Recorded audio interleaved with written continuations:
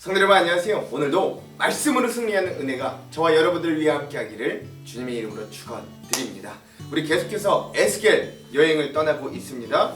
우리 어제 내용을 리뷰해 볼게요. 어제는 우리가 파수꾼으로서 소명을 받은 에스겔 우리 3장 한 장을 우리가 함께 나눴습니다. 그래서 3장에서는 말씀 선포의 사명, 그 두루마리를 먹이시고 또 에스겔을 격려하시고 그래서 말씀을 선포하게 하시고 또 성령의 충만함을 입혀주셔서 그가 이 하나님을 대신하여 이스라엘 백성들에게 경계하고 알려주는 파수꾼의 역할을 감당하게 하셨던 그런 하나님의 모습, 그래서 최종적으로 소명을 받는 우리 에스겔의 모습을 함께 살펴보았습니다. 또 마지막에는 입을 봉하게도 하셨다가 열게도 하시는 하나님의 어떤 주권적인 섭리의 모습도 함께 보여주셨습니다.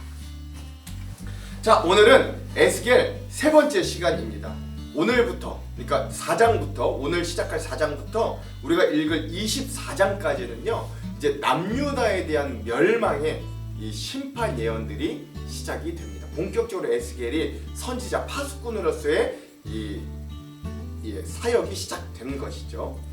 오늘은 그 중에서도 우리 4장에서 5장, 그래서 예루살렘의 멸망 예언 첫 번째 시간입니다. 분량은 4장에서 5장까지고요. 제목을 짓자면 네 가지 상징 행동으로 멸망을 예언하다 라고 할 수 있겠습니다. 자, 그럼 오늘 우리가 4장과 5장의 내용을 들어가기 전에 먼저 두 가지 맥을 한번 짚고 가볼게요. 먼저 첫 번째, 오늘 말씀에 등장할 네 가지 상징 행위가 어떤 의미들을 나타내는가 한번 잘 살펴보시기 바랍니다.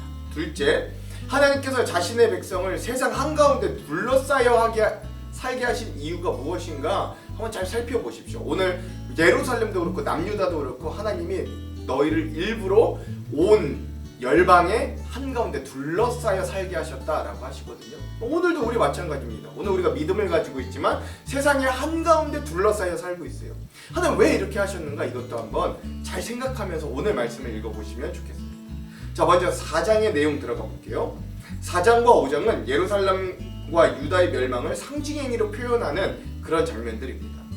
자, 먼저 첫 번째 상징행동이 등장합니다. 그게 뭐냐면 예루살렘이 포위될 것에 대한 이 에스겔의 상징행동 예언이 등장합니다. 하나님이 에스겔에게 흙판을 가져와서 예루살렘을 그리고 그 성읍을 포위하고 그리게 하시고 예루살렘과 그 성을 그리어서 만들게 하시고 그 성을 포위하여 흙 언덕을 그 주위에 쌓고 또 공성태를 세우고 진을 치고 또 심지어 철판을 가져다가 에스겔과 그 성읍 사이에 두어 철벽을 삼고 포위망을 접혀가는 것처럼 에워싸게 하십니다.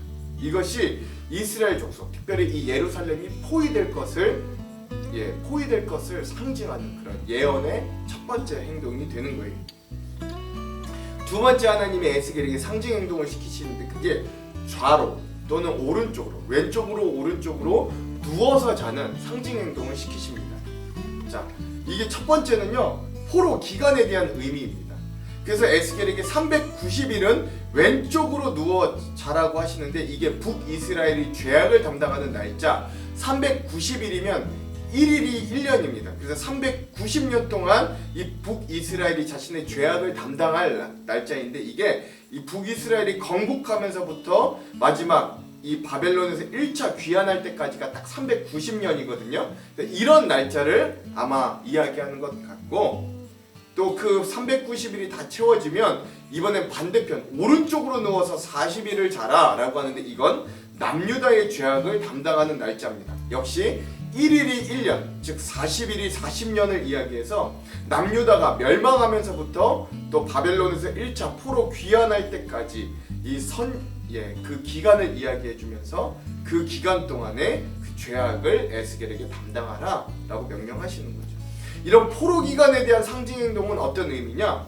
또 너의 얼굴을 포위된 예루살렘 쪽으로 향하고 팔을 걷어 올려 예언하되 하나님께서 에스겔을 밧줄로 묶어 목을 움직이지 못하게 함으로 이스라엘이 포로가 될 것을 상징하는 그런 이 포로 기간에 대한 상징 행동이었다. 이것들도 여러분 하시면 되겠습니다.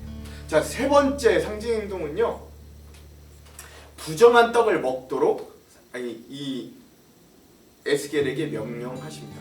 그러니까 부정하고 적은 양의 식물 그리고 적은 양의 물 이것들을 마시게 하는 거예요.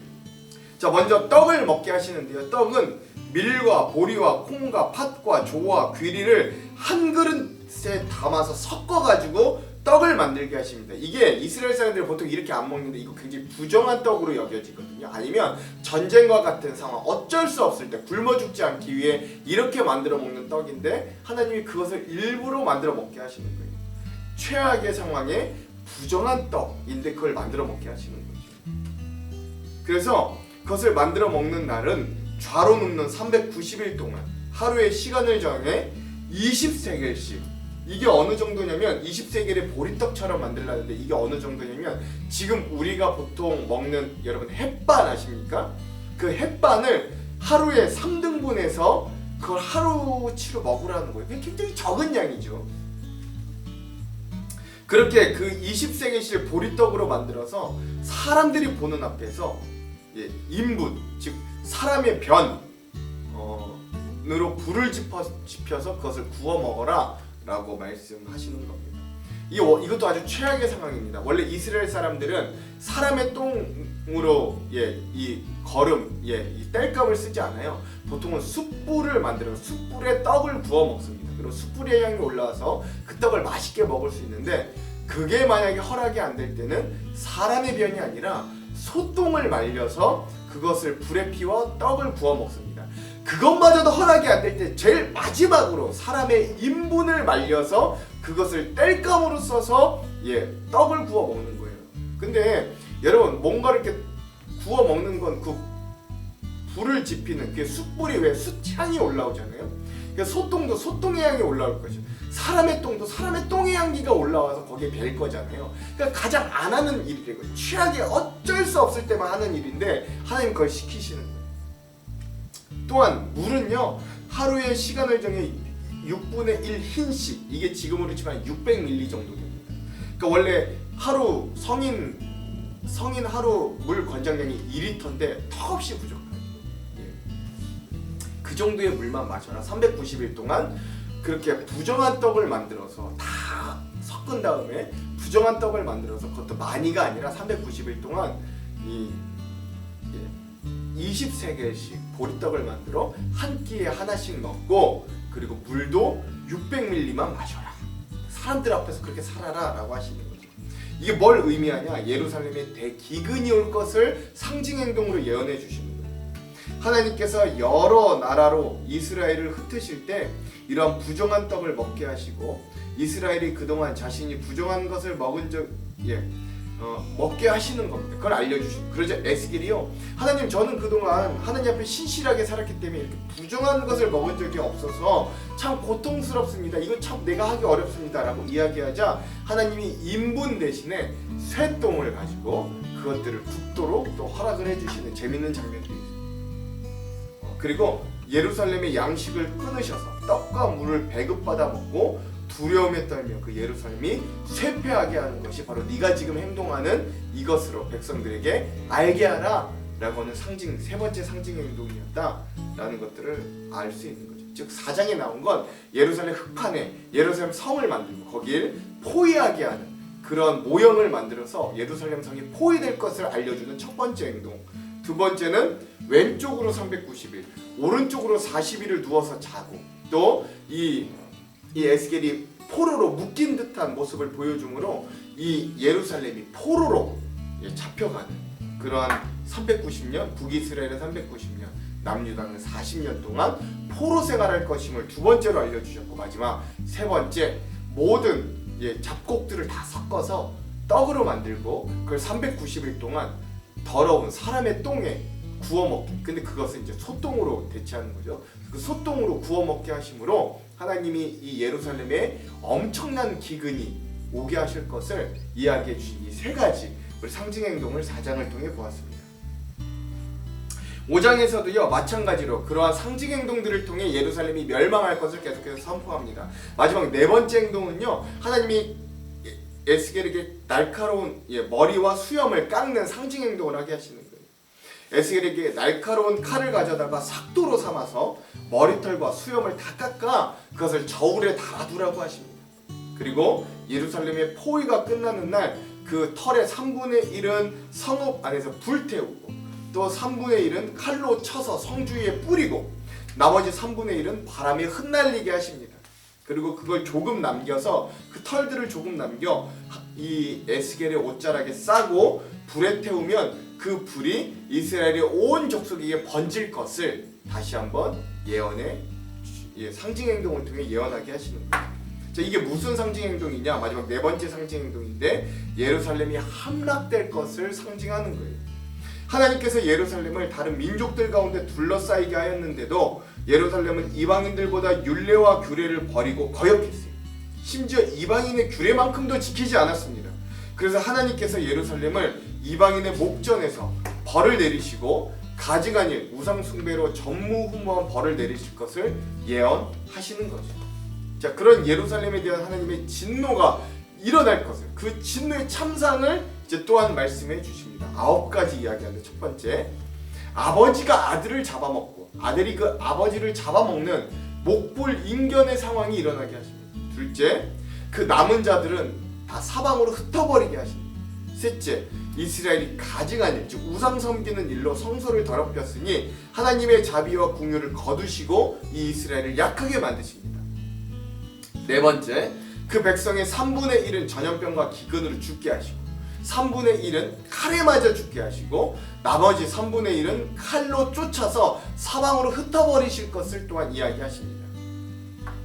다섯 번째, 하나님의 진노가 닿으면 그때서야 이스라엘이 하나님의 심판의 이런 예언을 깨닫게 하실 것이고, 여섯 번째, 그 유다 땅 예루살렘을 황무하게 하고 이방인들의 모욕거리가 되게 하시고, 일곱 번째, 이스라엘의 멸망이 이방인들에게 수치와 조롱거리가 되게 하시고 동시에 이방인들에게 두려움과 경고가 되게 하십니다. 여덟 번째, 또한 이곳에 기근이 독하게 임하여서 이스라엘이 의지하던 식량을 끊어버리시고, 마지막 아홉 번째, 기근과 사나운 짐승과 전염병과 칼이 임해 이 예루살렘과 남유다가 완전히 멸망케 하시는 이 하나님의 진노의 모습을 말씀해 주심으로 4장과 5장의 말씀이 마무리됩니다. 자, 그럼 오늘 이 부분에 대한 우리 핵심 구절들을 함께 살펴보고 오늘 또 주안점을 나눠보도록 할게요. 먼저 에스겔 4장의 핵심 구절은 16절에서 17절입니다. 한번 읽어볼게요. 또 내게 이르시되 인자야, 내가 예루살렘에서 의뢰하는 양식을 끊으리니 백성이 금심 중에 떡을 달아 먹고 두려워 떨며 물을 되어 마시다가 떡과 물이 부족하여 피차에 두려워하여 떨며 그 죄악 중에서 쇠패하리라.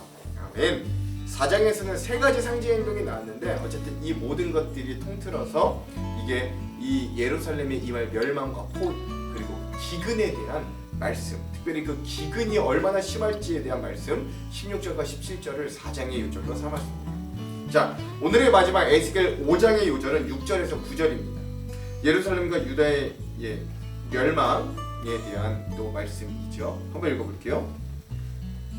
그가 내 규례를 거슬러서 이방인보다 악을 더 행하며 내 율례도 그리함이 그를 둘러있는 나라들보다 더하니 이는 그들이 내 규례를 버리고 내 율례를 행하지 아니하였음이니라. 그러므로 나 주 여호와가 말하노라. 너희 요란함이 너희를 둘러싸고 있는 이방인들보다 더하여 내 율례를 행하지 아니하며 내 규례를 지키지 아니하고 너희를 둘러있는 이방인들의 규례대로도 행하지 아니하였느니라. 그러므로 나 주 여호와가 말하노라. 나 곧 내가 너를 치며 이방인의 목전에서 너에게 벌을 내리되 내 모든 가증한 일로 말미암아 내가 전무후무하게 내게 내릴지라. 아멘.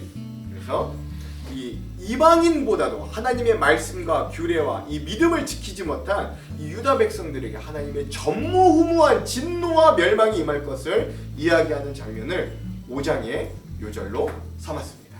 자, 그럼 오늘 이 부분에 대한 주안점 세 가지를 함께 나눠보고 오늘 말씀을 읽어볼게요. 먼저 첫 번째, 오늘부터 우리가 읽을 에스겔 4장부터 24장까지는 곧 다가올 예루살렘의 심판에 대해서 에스겔이 여러 가지 상징 행위, 비유, 책망 그리고 환상을 통해 기록하고 있습니다. 4장에서는 하나님께서 에스겔 선지자에게 토판과 흙, 다양한 전쟁의 공격용 무기로 예루살렘 성과 그 둘레의 모형을 제작하게도 하시고, 또 두 번째로는 왼쪽으로 392일을 두어 자고 40일은 오른쪽으로 누워 자는 상징 행동. 또 세 번째는 온갖 잡곡을 섞어서 부정한 떡을 만들고, 또 인분, 사람의 변 또는 쇠똥, 소의 변으로 그것을 구워서 적게 먹고 적게 마시는 행동을 하게 하셨습니다. 이 모든 것들은 사실 예루살렘의 포위, 그리고 그들의 포로화 기간, 그리고 기근 등 이스라엘 백성들이 당할 엄청난 재앙들을 상징하는 상징 행동이었어요. 특별히 4장에서 하나님보다 가증한 우상을 숭배하였고 하나님의 말씀에 철저히 불순종하였던 예루살렘의 의식주를 하나님이 무너뜨리겠다 선포하시는 그 모습을 발견하게 됩니다. 예루살렘 성이 포위되게 하심으로 그들의 주거 환경을 무너뜨리셨고, 그들이 한쪽으로만 누워 쪽잠을 이루듯 편의잠을 이루지 못하는 모습을 에스겔을 통해 보여주시는 거예요. 주가 무너지는 거죠. 그리고 그들이 전쟁 상황이나 피난 상황에서 최악의 상황에 먹어야 하는 부정한 떡, 부족한 물을 에스겔을 통해 사람들에게 보이며 먹게 하심으로 그들의 식생활이 무너짐을 보게 하여 주십니다. 16절과 17절에 이렇게 선포해요. 또 내게 이르시되 인자야, 내가 예루살렘에서 의뢰하는 양식을 끊으리니 백성이 근심 중에 떡을 달아 먹고 두려워 떨며 물을 되어 마시다가 떡과 물이 부족하여 피차에 두려워하여 떨며 그 죄악 중에서 쇠퇴하리라. 아멘. 즉 예루살렘의 사람들은 본인들에게 넘쳐나는 양식에 의지하였지만 사실 이들에게 하나님은 없었습니다. 풍부한 물질이 이들에게 있을지언정 그들에게는 하나님에 대한 믿음과 지혜는 없었어요. 그래서 결국 이들은 하나님을 잃어버린 신앙의 결핍으로 인해 물질의 극심한 결핍이라는 비극을 맞이하게 됩니다. 오늘 우리의 삶을 이 말씀에 대입할 수 있어요. 오늘 우리도 참으로 풍요로운 시대, 물질의 시대를 살아갑니다. 황금만능주의, 물질 우선주의 시대 한가운데서 우리는 신앙을 지키며 살아야 합니다. 그래서 때론 우리의 기준이 하나님보다 물질이 될 때가 참으로 많습니다. 그러나 우리가 하나님보다 물질을 더 의지할 때 하나님은 우리의 의식주가 무너지는, 그래서 근심 중에 떡을 먹는, 경겁 중에 떡을 먹는다, 개역 성경에 그래요. 또 두려워서 떨며 물을 마시는, 즉 민답 중에 마시는 물이 오늘 우리의 의식주가 되게 하실 겁니다. 그러므로 이 말씀을 읽으며 우리는 물질과 양식과 돈을 의지하지 말고 오늘도 우리에게 일용할 것을 주시는 하나님만 의지하시기를 간절히 소망합니다. 물질을 의지하는 마음에서 벗어나 하나님을 의지할 수 있어야 된다는 거예요. 자, 두 번째, 오늘 또한 이제 4장을 넘어 오늘 우리가 읽을 5장을 보면 마지막 상징 행동이 나오는데, 그건 에스겔이 칼을 가져다가 자신의 머리털과 수염을 다 깎아버리는 거예요. 바벨론의 포로가 된 에스겔에게 하나님께서는 머리털과 수염을 깎아 저울에 닿아 놓으라고 말씀하셨습니다. 털과 수염을 깎는다는 건 이스라엘 사람들에게 굴욕의 상징이었어요. 그럼에도 율법의 규례를 벗어나 굴욕적인 행동을 명령하신 것은 하나님의 법을 어긴 이스라엘 백성들에게 임할 하나님의 심판을 징조하기 위함이었습니다. 머리털은 예루살렘의 주민을 가리킵니다. 깎인 머리털과 수염의 3분의 1을 불에 태우는 건 그 성 안에서 죽게 될 사람들을 가리킵니다. 또 3분의 1을 칼로 칠하는 건 성 밖에서 죽을 사람들을 암시합니다.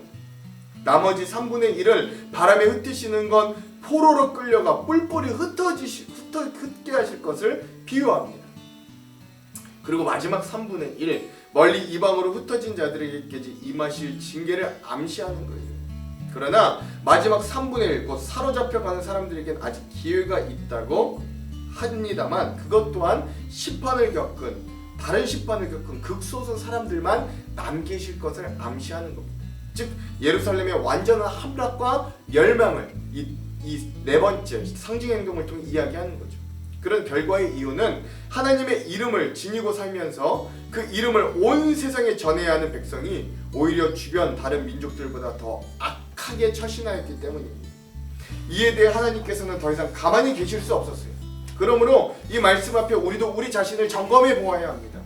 오늘 우리의 삶에 찾아오는 문제와 고난과 해결되지 않은 괴로움이 어떤 의미인가를 우리가 고민해 볼 수 있어야 돼요. 하나님께서 이 고난들을 통해 우리를 더욱 강인하게 훈련하기를 원하시는 것인가? 이게 연단인가? 아니면 이 고난을 통해 우리의 잘못된 모습을 발견하기를 원하시는가?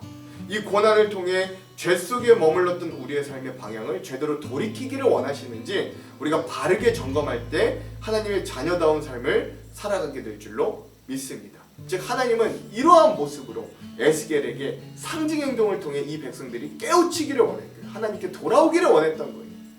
자, 마지막 세 번째. 그리고 오늘 우리가 읽을 5장에는 이렇게 멸망을 선포받은 죄악의 이유에 대해 이렇게 이야기합니다. 5절에서 7절이에요. 주 여호와께서 이와 같이 이르시되 이것이 곧 예루살렘이라 내가 그를 이방인 가운데 두어 나라들이 둘러있게 하였거늘 그가 내 규례를 거슬러서 이방인보다 악을 더 행하며 내 율례도 그리함이 그를 둘러있는 나라보다 더하니 이는 그들이 내 규례를 버리고 내 율례를 행하지 아니하였음이니라. 그러므로 나 주 여호와가 말하노라 너희의 요란함이 너희를 둘러싸고 있는 이방인들보다 더하여 내 율례를 행하지 아니하며 내 규례를 지키지 아니하고 너희를 둘러있는 이방인들의 규례대로도 행하지 아니하였느니라. 아멘. 하나님의 택함을 받은 유다와 예루살렘은 열방으로 둘러싸여 있었어요. 이렇게 하나님께서 자신의 택하신 백성을 열방으로 둘러싸이게 하신 것은 이들로 하여금 열방의 중심에 서서 하나님의 말씀과 복음을 선포하게 하도록 제사장 나라로 삼으셨음입니다. 그러나 이들은 이런 막대한 사명을 부여받았음에도 불구하고 그들은 이 귀중한 사명을 망각했어요.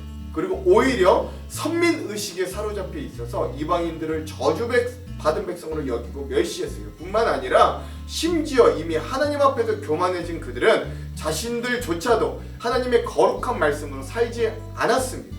오히려 이방인들보다도 더 못한 삶을 살았다, 하나님의 평가를 받게 되기까지 이르렀어요. 따라서 유다와 예루살렘에 사는 백성은 이방인들보다 오히려 더 심각한 죄 가운데 있었음을 알 수 있습니다. 오늘 우리의 모습은 이와 다릅니까? 한번 잘 생각해 보십시오. 오늘 우리는 이런 하나님의 책망에서 자유로울 수 있겠습니까? 과연? 여러분, 썬데이 크리스천이라는 말이 있습니다.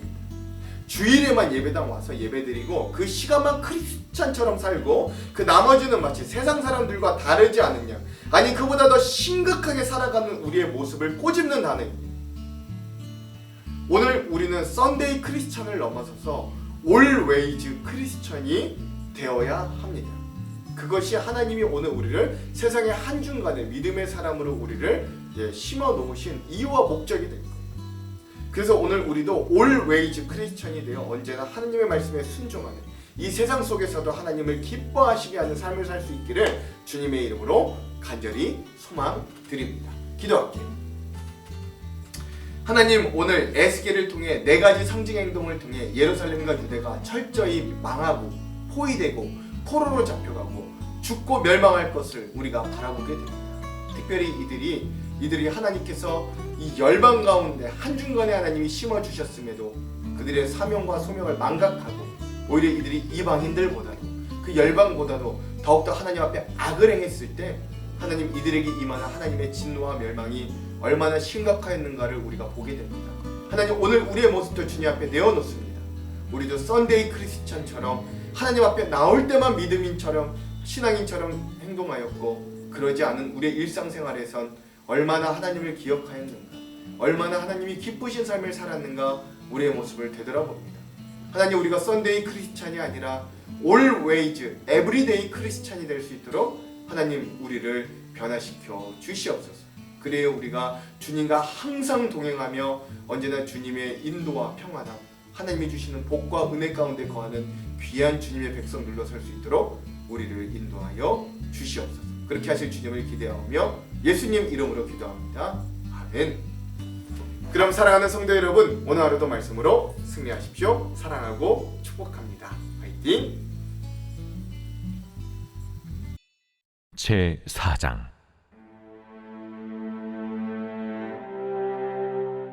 너 인자야, 도판을 가져다가 그것을 내 앞에 놓고 한 성읍 곧 예루살렘을 그 위에 그리고 그 성읍을 에워싸되 그것을 향하여 사다리를 세우고 그것을 향하여 흙으로 언덕을 쌓고 그것을 향하여 진을 치고 그것을 향하여 공성퇴를 둘러 세우고 또 철판을 가져다가 너와 성읍 사이에 두어 철벽을 삼고 성을 포위하는 것처럼 에워싸라. 이것이 이스라엘 족속에게 징조가 되리라. 너는 또 왼쪽으로 누워 이스라엘 족속의 죄악을 짊어지되 네가 눕는 날수대로 그 죄악을 담당할지니라.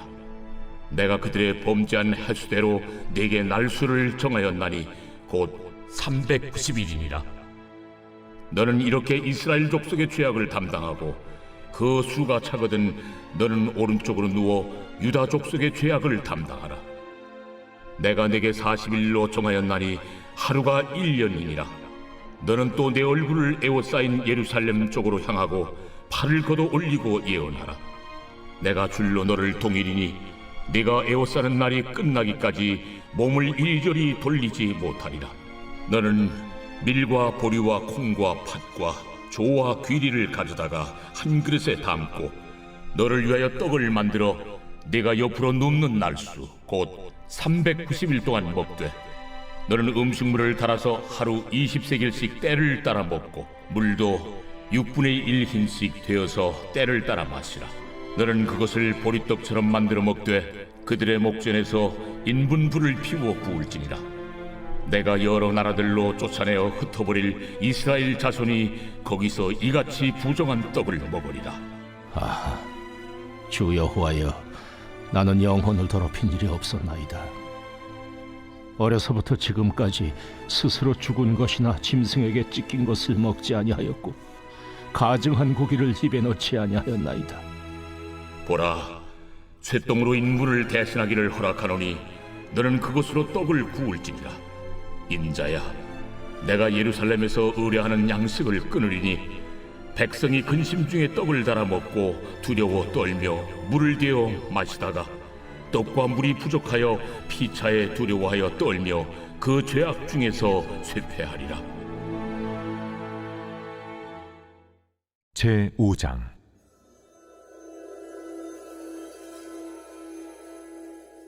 너 인자야, 너는 날카로운 칼을 가져다가 삭도로 삼아 내 머리털과 수염을 깎아서 저울로 달아 나누어 두라. 그 성읍을 에워싸는 날이 차거든 너는 터럭 3분의 1은 성읍 안에서 불사르고 3분의 1은 성읍 사방에서 칼로 치고 또 3분의 1은 바람에 흩어라. 내가 그 뒤를 따라 칼을 빼리라. 너는 터럭 중에서 조금을 내 옷자락에 싸고 또 그 가운데에서 얼마를 불에 던져 사르라. 그 속에서 불이 이스라엘 온 족속에게로 나오리라. 주 여호와께서 이와 같이 이르시되 이것이 곧 예루살렘이라.